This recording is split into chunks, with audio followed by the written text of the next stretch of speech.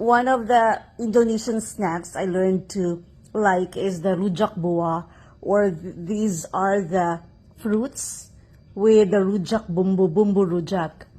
We eat it just like a snack or a dessert. Yeah, because the first time I encountered this was with a friend who served it after lunch. So maybe a dessert as well. You can use like the singkamas. Ano bang singkamas? Singkamas in Hiligaynon kasi. I don't know what singkamas in Tagalog. Apa ito yung guti? Enggak, yang itu. Itu. Itu. Bengkoang? Bengkoang? Bengkoang, mangga, and pineapple.